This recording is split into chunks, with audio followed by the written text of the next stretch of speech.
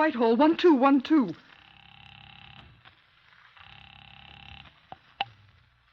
This is Scotland Yard.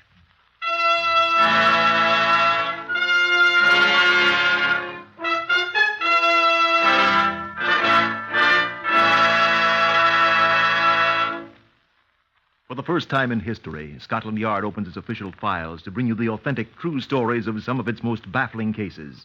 These are the true stories, the plain, unvarnished facts, just as they occurred, reenacted for you by an all-British cast. Only the names of the participants have for obvious reasons been changed. The stories are presented with the full cooperation of Scotland Yard. Research on Whitehall 1212 comes from Percy Hoskins, chief crime reporter of the London Daily Express. The stories for radio are written and directed by Willis Cooper. Here is Chief Superintendent John Davidson, custodian of the famous Black Museum of Scotland Yard. Good afternoon. This exhibit from the files of the Black Museum is labeled 50MR242, which is the file number of the case you are here about. You'll note that it is not a very good wedding ring. That is, it is of intrinsically poor quality.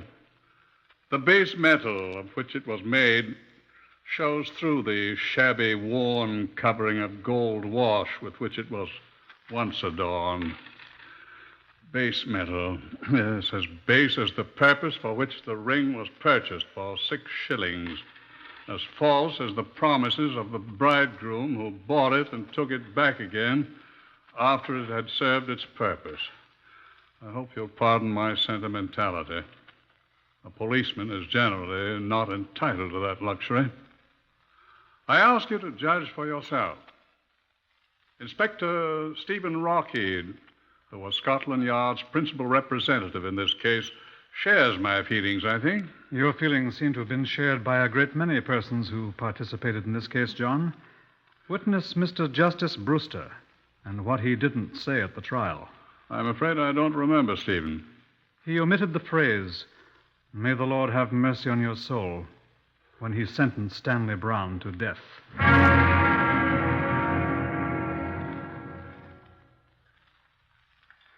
50-242 began for me with what, if it happened in a drama for the wireless, would be described as an incredible coincidence. A letter had been passed to my desk. It had been addressed to Criminal Investigation Department, New Scotland Yard. A letter from a man named Crittenden, living at Aston Clinton in Buckinghamshire. The CID receives dozens of letters of its type daily, and it is our generally tiresome duty to read them all. Whilst I was glancing over it, a visitor was announced. Before he sat down, he laid a 3-days-old copy of the Morning Telegraph on my desk. You're Inspector Rockheed? Yes? My name's Ramsey, Norman Ramsey, formerly of Blackpool, now resident in Shepherd's Bush. Yes? I've been carrying this paper around for 3 days. Why? This article here, sir. This one? Here. Highgate tragedy. Bride drowns in bath. That's the one. What about it, Mr. Ramsey? Well, I've come here because I was a witness to a very similar case 2 years ago. Where, sir? In Blackpool, where I formerly lived. A bride drowned in her bath just 2 days after her wedding. What was her name? Brown. I see. Well, Mr. Ramsey, you are to be commended for bringing this to our attention. That was her husband's name, I assume. Stanley Brown was his name. What happened to him, do you remember? I don't know. He went away the day his wife was buried. In rather a hurry, I thought. Are you making an accusation, Mr. Ramsey? I must admit I didn't like the fellow. Are you making an accusation? I am telling you what I know about an extraordinary coincidence, sir. Excuse me. Did you know the wife's maiden name? Oh, I believe it was Crittenden. Crittenden? No, that's right, yes, I'm sure. Alicia Crittenden. Oh, you've heard of the case? Do you remember how the late Mrs. Stanley Brown, the former Alicia Crittenden, was buried, sir? I most certainly do. It's the most shocking thing I'd ever heard of. She was buried in a common grave. With 3 other deceased persons in the cheapest part of the graveyard. How do you know that? Because I have a letter here in this morning's post from her father, relating the same facts you've just told me, and considerably more besides. You speak of a coincidence, Mr. Ramsey. Well, this is amazing. It's more than that, sir. I'm afraid I shall have to ask you a few more questions.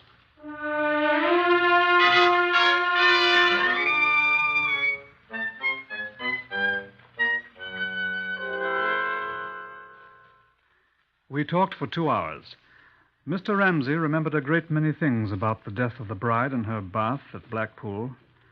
He remembered a representative of an insurance firm who'd asked him his opinion of Alicia Crittenden Brown as a potential risk for life insurance.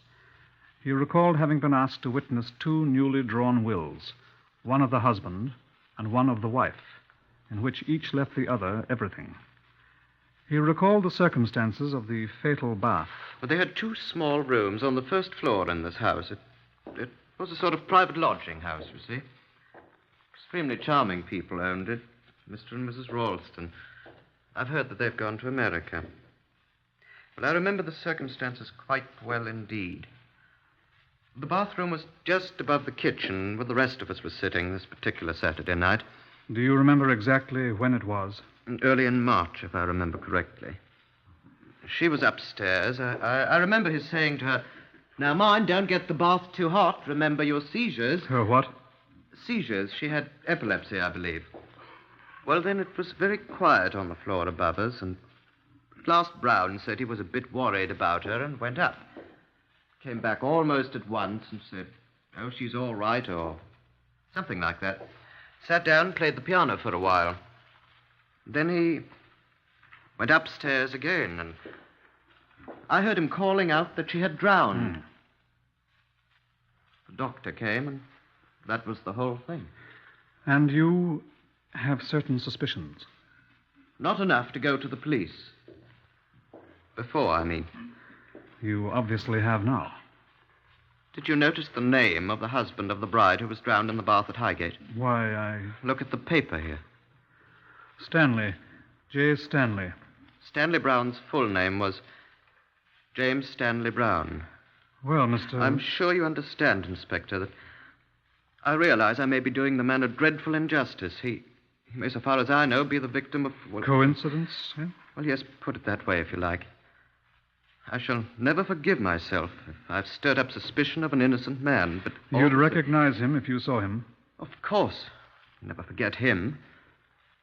Tall, heavy man with a long face like a horse, perfectly bald head, and the most extraordinary eyes I've ever seen. Absolutely dead eyes. Like some primordial monster from the slime of an ancient sea. Are you a poet, Mr. Ramsey? I'm sorry. He is rather fishy looking. Yes, of course I'd recognize J. Stanley Brown. Excuse me. Will you put me through to the police at Highgate, please? Right. Ring me when you get them. I should like to ask you to come up to Highgate with me. Could you come this afternoon? Oh, this afternoon? Well, let me see. Sorry. That's all right. Inspector Rockheed speaking, Scotland Yard. Oh, yes. Hello, is that you, Richard? Oh, I wanted to talk to Chief Inspector Richard Yarber at Highgate. Right. Oh, there you are, Richard. Stephen Rockheed here. Oh, fine, thank you. How are you? The young woman who died in her bath, when was it? The day before yesterday? Right. Mrs. Stanley. I'd like to have a look at her husband, Richard. Where would I find him? I mean, does he live at... What? What's the matter, Really? sir? Can't hear you, old boy. Oh, when? What? Interesting. The same day she was buried, eh? What, sir? Shh. I'm very sorry. That's very interesting. How long had they been married? Says recently married in the paper here. 3 days. It's Brown, I know it. Sorry, sir. Well, yes, I would rather like to talk with him. I think we'd better pass the word to have him picked up. Is he gone? If you please, Mr. Ramsey. I'm sorry, I'm just trying to... What's he look like? Half a tick. Where's my pencil? Right here. Now, go ahead. Tall, about 14 stone. Big chap, isn't he? What kind of extraordinary eyes? That's him. Like an insane what? What? Thin and hatty? You do turn a phrase, Richard. Excuse me. What are you saying? Bald-headed. Ask him if he's bald-headed. Yes, bald-headed chap, is he? Oh, curly black hair. Well, That's not him. It can't be. Will you please be quiet, Mr. Ramsey? Well, he was perfectly... Sorry, Richard. Yes, thanks. Give our people here at the yard the fullest description you have, and thank you very much indeed. No, I'm not sure, but the circumstances of his wife's funeral do interest me. I'm very curious. Thank you. Is he gone, sir? He's gone, yes. And where do you suppose his bride is? Well, you said she was buried. She is buried in a common grave with 4 other miscellaneous corpses, just like the other bride of 3 days who died in her bath.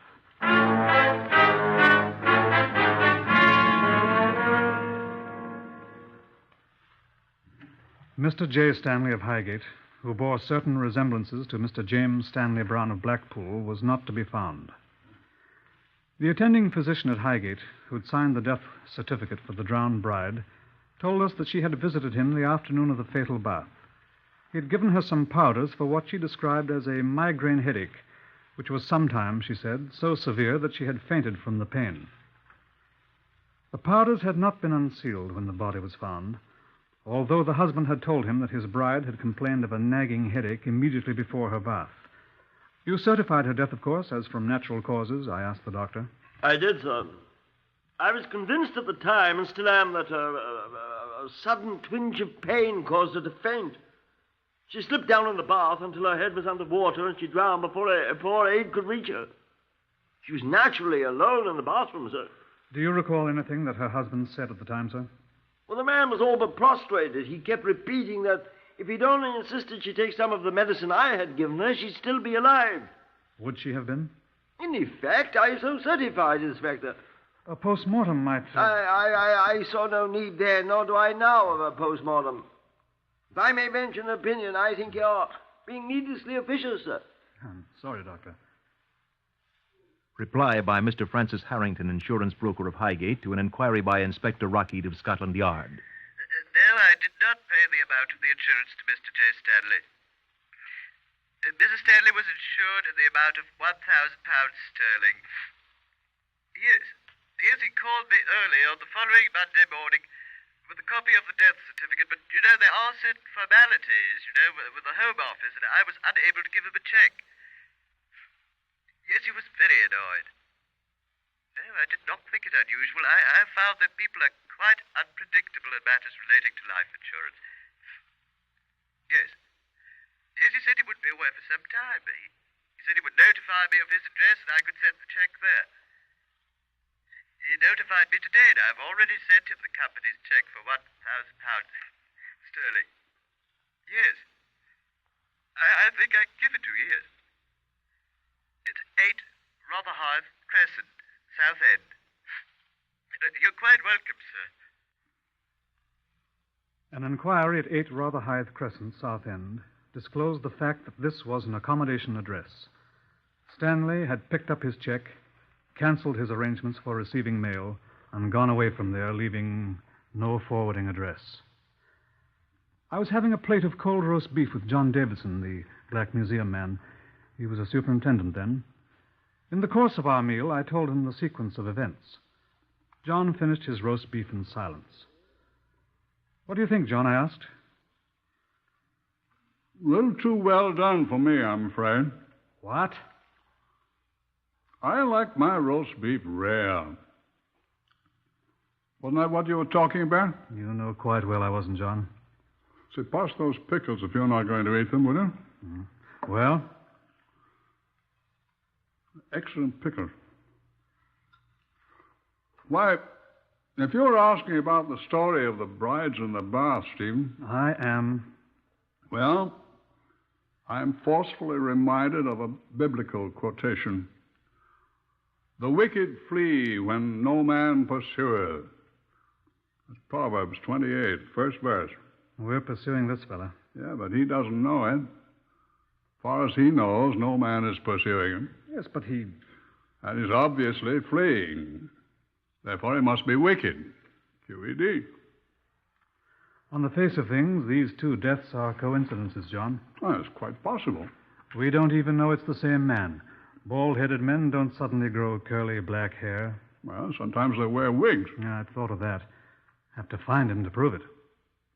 Say, any more beer in that jug? Thank you.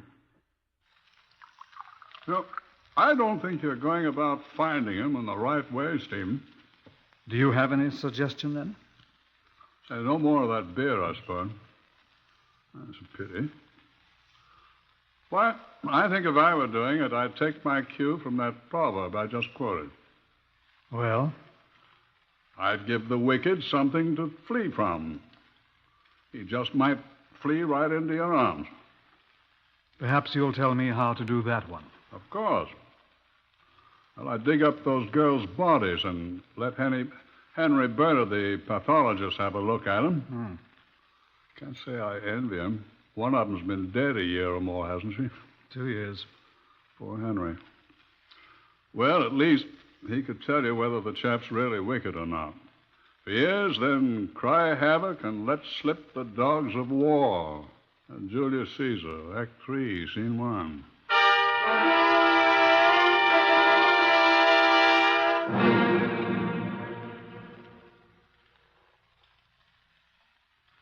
After a series of annoying explanations on my part, I succeeded in obtaining the necessary permission to exhume the bodies of Alicia Crittenden Brown at Blackpool and of the late Mrs. J. Stanley at Highgate.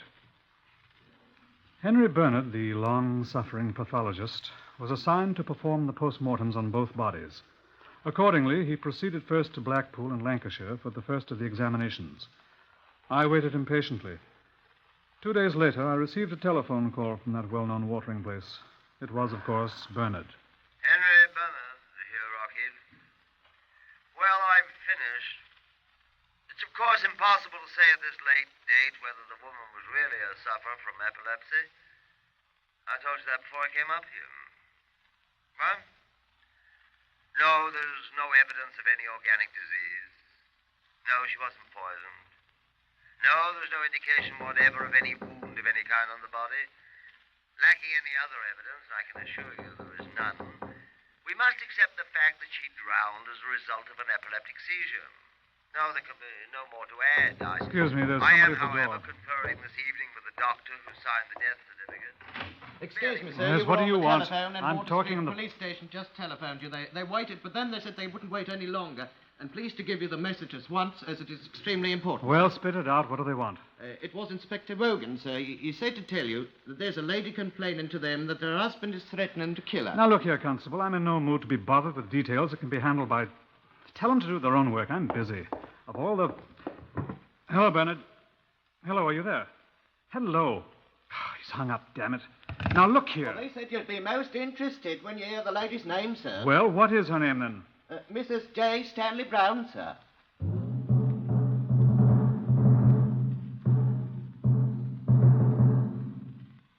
I hurried at once to Wardour Street, where Mrs. Marigold Brown, the alleged wife of the vanishing J. Stanley Brown, had come to report the threat in her life. She was a tall, angular woman, singularly unattractive, wearing a shapeless gray tweed coat and a series of large aluminum bracelets which clanked. She sat stiffly in an uncomfortable chair and answered my questions quietly. Yes. We've been married for 11 years, Stanley and I. You could, of course, produce your marriage certificate, Mrs. Brown. I have it at home. Mr. Brown and you live together? He's away a great deal. I'm alone for several months at a time. Where does he go? His business takes him to various parts of the country. What is his business, Mrs. Brown? I'm afraid I don't know. Does he... He doesn't give me much money. When he's away, I generally go into service. I'm considered quite a good housemaid. Do you know what your husband does when he's away from home? I think he deals in second-hand goods in various places. Do you hear from him when he's away? He sends me picture postcards. From where, for example? Portsmouth, Bristol, various places, Blackpool. Where? Blackpool. That was a long time ago. 2 years. He doesn't tell me his business. This is the first time he's threatened your life? I've been a good wife to him all these years. Would you answer my question, please, Mrs. Brown? Well, he said things in the heat of the moment. Not threatened me, but he said he wished he was well rid of me. And this time? He meant it. I could tell from his face that he meant it. I could tell by the way he shouted. And he laid hands on me, too. Your eye. Yes. What was the occasion for this? I don't ask Stanley for money very often. But this time I knew he had some money. He'd been drinking when he came back from Highgate. Highgate, you say? Yes. When I asked him if I could let me have £2 for a new dress and coat, he flew into a rage. He'd been drinking, I said. And he flew at me and broke my glasses and threatened my life. Just what did he say to you, Mrs. Brown? He said he'd take me and drown me.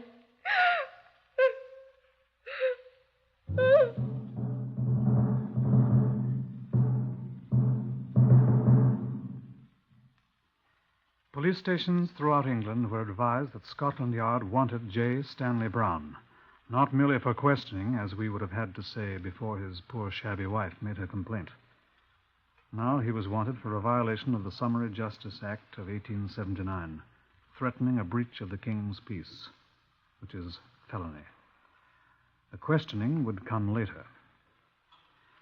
Henry Bernard, the pathologist, had left Blackpool and gone to Highgate for the post-mortem on the second bride. I came to the mortuary at his request. This is my assistant, Miss Littlejohn, Inspector Rockhead. How do you do, Miss Littlejohn? know you, sir. Thank you very much. I found out something, Inspector. Come over here, please. Dead bodies don't bother you, I hope.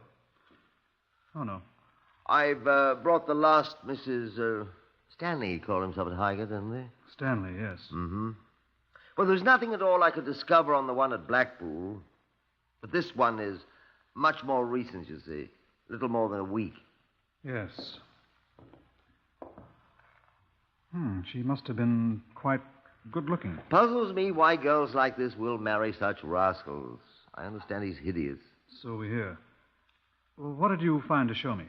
Well, I'll get to it in a second. First, though, the bride at Blackpool. She didn't have any epilepsy. I thought you said you couldn't be sure. I can be sure of one thing. Look, I've had a bathtub brought in here. Where? Oh, there. Well, what's Now, that? be patient, be patient. This is exactly the same type of bathtub in which the woman at Blackpool was drowned. And by another of those coincidences you're so fond of, also the same as the one at Highgate. I've seen them both. Now I'm going to show you something. Miss Littlejohn. Yes, sir. Oh, I hope that water isn't cold. You've had it filled? Of course. Now, Miss Littlejohn, if you'll take off your clothes. It's all right, Inspector. I've got a bathing suit under my smock. Oh, no, you didn't think... Take off your shoes, Miss Littlejohn. Oh, yeah. All right. Now get in the tub. I feel most awfully silly. You'd feel sillier without your bathing suit. Get in, please. Yes, sir. Oh, I thought you said this was warm. Sit down. Oh. Now, the first reaction in an epileptic seizure is a sudden stiffening of the muscles, especially of the legs. Miss Littlejohn will now stretch out her legs sharply. Observe. If you please, Miss Littlejohn. Oh, not this? Uh-huh. Oh, yeah. Well, nothing happened. Of course. An epileptic would merely prop herself against the foot of the tub, her back resting against the slanted end, and her head out of the water, like Miss Littlejohn. She's wedged in there. But if her legs were relaxed... Show Miss Littlejohn. Here you are, like that. Now, I'll show you something else. Step around here to the end of the tub. Now, be careful now. Take off your coat. Doesn't matter if your shirt sleeves get wet. What are you going to do? You're going to do it. Reach down in the water. Now, do be careful. Take hold of Miss Littlejohn's ankles. Well, Go on. Excuse me, Miss Littlejohn. Oh, now, do be careful now. Lift her feet out of the tub. Oh. Hold her feet up. Hold them up. Hold her up. But her head is underwater, man. Of course, old chap, she's drowning. That's the way the young lady over there on the table was murdered. Oh, I say, drop her feet. She is drowning.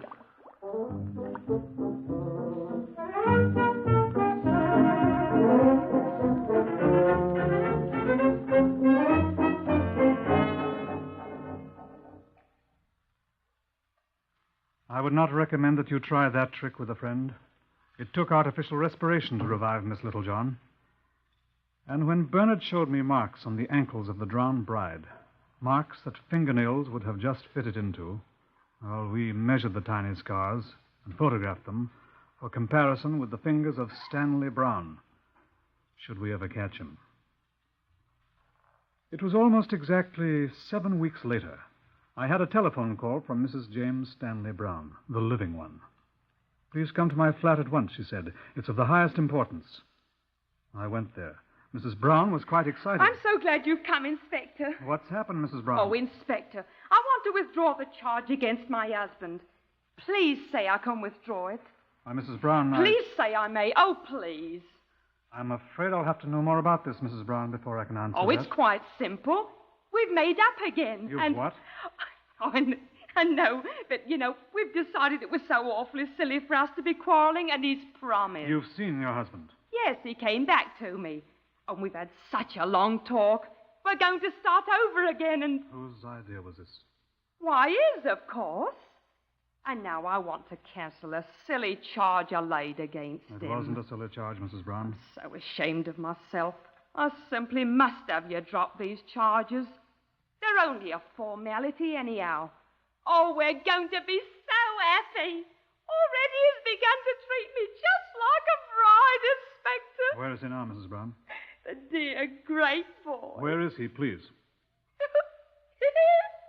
You won't believe it, but he's upstairs right this minute, preparing me an heavenly bath.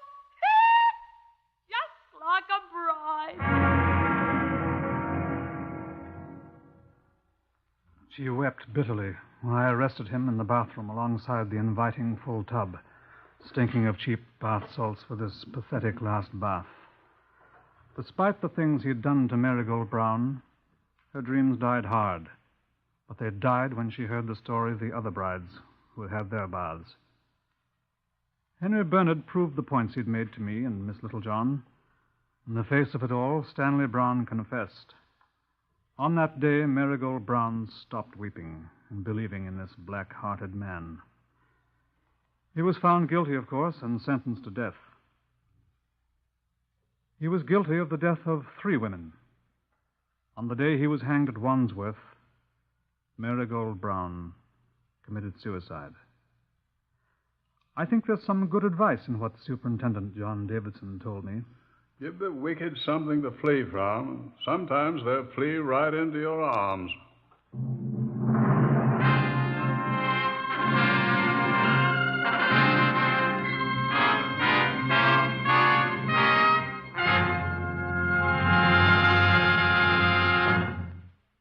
You have heard another in the series Whitehall 1212. Research is from Percy Hoskins of the London Daily Express.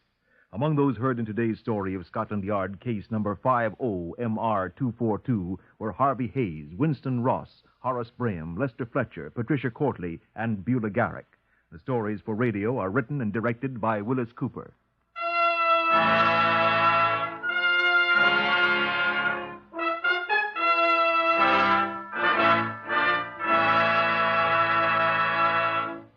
The fight against cancer is your fight. You're personally concerned with this disease, for anyone can develop it. And there is something you can do to protect yourself and your family. First, familiarize yourself with the facts about cancer. Interesting, easy-to-understand literature may be obtained from the local unit of your American Cancer Society. Guard your family and strike back against cancer. Mail a generous contribution to Cancer in care of your local post office. This is NBC, the national broadcasting company.